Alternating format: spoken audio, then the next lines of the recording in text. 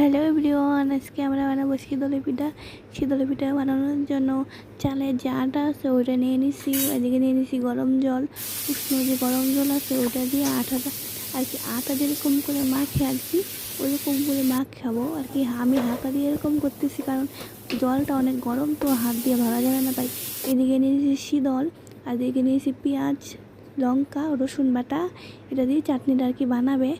আর এদিকে আমার গোলাটা আর কি হয়ে গেছে দেখো, আর এদিকে চাটনিটাও হয়ে গেছে। চলো দেখাই কীরকম করে আর কি বানাতে হয় এই পিঠাটা।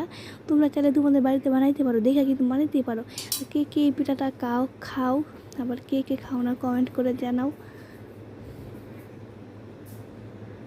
আমার তো মনে হয় অনেকেই চিনে এই পিঠাটা।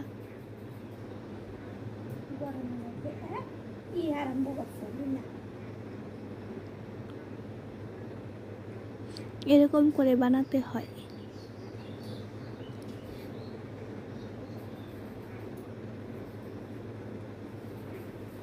আর এদিকে দেখো আমাদের অনেকগুলা বানানো হয়ে গেছে। আর একটা রেসিপির মধ্যে জল গরম করে আর কি ফুটে গেলে তারপরে আর কি একটা আর কি ছিদ্র যে কানা কানা আছে ওটার মধ্যে পিঠাগুলো দিয়ে ভাপ দিলেই হয়ে যাবে।